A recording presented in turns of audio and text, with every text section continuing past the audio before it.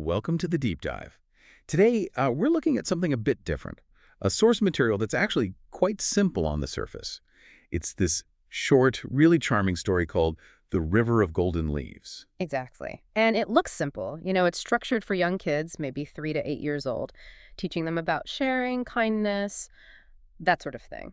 But our mission here is to really dig into how it does that. Right. How this little adventure story actually works to get across a pretty universal lesson about contribution, about community health, really. So we're not just reading it aloud. We want to sort of dissect why it's so effective, why it connects. It promises these little aha moments, doesn't it? Even for adults. Because the core idea is solid, yeah. Okay, so let's set the scene. You've got to imagine this river, but instead of water, it's flowing with, like, liquid gold leaves. Yeah. Sparkling. It's a great image, yeah. Yeah. Okay, so let's unpack how this magical thing gets discovered.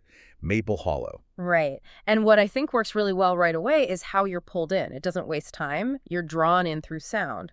Yeah, it's not something they see first. It starts with a sound. It's a breezy afternoon. The kids in Maple Hollow, they hear this specific noise, a rustling. Like a rhythm to it. Exactly. And they follow it, curious, Yeah. leads them deep into the forest. So the discovery feels earned, almost. And the payoff for that curiosity, it's huge, instantly extraordinary. They don't just find a few leaves. Oh. They find this whole river made entirely of golden leaves. And the description is key, isn't it? Swirling, flowing, liquid light is the phrase used. Yeah, sparkling under the sun. It takes something familiar, autumn leaves, and makes it incredibly valuable, logical. Which is really important for the lesson later, that perceived value. Definitely. And the reaction is just immediate action. You've got Mia, who's clearly got that adventurous spark. She right away says, hey, let's grab a giant leaf, use it as a boat. Possibility just takes over. And I think it's really worth noting how quickly it becomes this shared thing, a community adventure. It's not just the kids. Right. The animals get involved. Yeah, the source is specific. Woodland animals hop aboard too. It reinforces this idea that the magic, this resource, it's for everyone who joins the journey together. And the details are great for bringing it to life. You get squirrels, right? Steering with little acorn paddles. That's such a perfect picture, using what's around them for the common goal. Totally. And then you have rabbits balancing like acrobats, showing real effort, and birds flying alongside, gliding just over the current. Everyone's putting in their own little bit, their own skill. It's a perfect little picture of working together from the get-go. It really sets the foundation, doesn't it? Shared magic, shared fun, shared value, which, of course, sets us up for the problem that's coming. Yeah, it lays the groundwork perfectly. The magic is established as something wonderful and shared. So the journey itself, the source, really leans into the sensory stuff here. Makes it feel important, joyful. Keeps reinforcing the value of this shared experience. They float through this amazing landscape. Tunnels of glowing trees, waterfalls just made of leaves, tumbling like glitter, it says. Wow. Glitter waterfall. Yeah. And rapids that aren't scary, but fun. Makes them laugh and squeal. So the whole environment is just constantly saying, yes, this is amazing, keep going, which is crucial for that target age, right? Yeah. Constant positive feedback. Absolutely. The message is clear. This shared magic, it's awesome. And, oh, this is my favorite bit, this whimsical detail. It's another kind of reward. Every time they splashed, the golden leaves would shower them, stick to their clothes, and turn into these glittering golden crowns and capes. Oh, that's brilliant. Isn't it? So they're literally wearing the magic, marked by it because they're participating. That's such instant positive reinforcement. Okay, so the story builds up these high stakes, high rewards. Yeah. But now, every story that teaches needs a challenge, right? Needs conflict. Right. You need the oh moment. Yeah. And it comes pretty quickly. They round a bend in the river and they see something's wrong. Something's off. Yeah. Some of the leaves, the ones making up the river, they've stopped glowing. They're dull. The magic is literally fading before their eyes. And you get that cry from Max, the river is fading. Yeah. Which brings up the core question, really, for how this story functions as a lesson. Is this magic just there? Yeah. Or does it depend on something, on effort? And the answer is contribution. It needs input. But what's so clever about the story's structure, I think, is how fast the solution happens. No hesitation. No, they don't panic, they don't argue, because they already get how valuable the river is, and they've already been kind, sharing the boats and all. They just know what to do. The kids, the animals, all together. They start tossing in fresh leaves, leaves they'd gathered along the way. And analyzing why that works so well for teaching, it's that positive feedback loop again, isn't it? Totally. The result isn't delayed, it's immediate.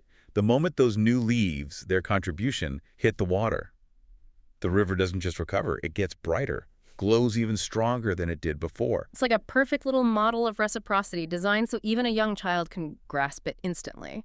You put good stuff in, you get good stuff back, even more of it, right away. It completely sidesteps that whole delayed gratification thing, which is, let's face it, tough for little kids. Yeah, very tough. So that immediacy is crucial. It's engineered structurally to show the immediate payoff of doing something positive, of contributing. Okay, but stepping back as analysts, that immediate reward is great for a 3-year-old's understanding. But does the story touch on, keeping it going?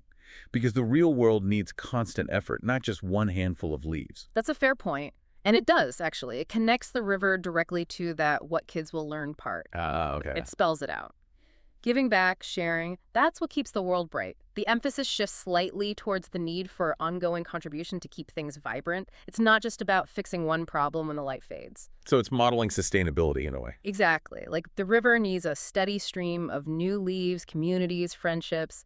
They need that constant input from everyone to stay healthy and, well, magical. It teaches that if you like the fun, the beauty, the shared good stuff, you have to keep investing in it. The magic depends on your continued engagement. It's conditional.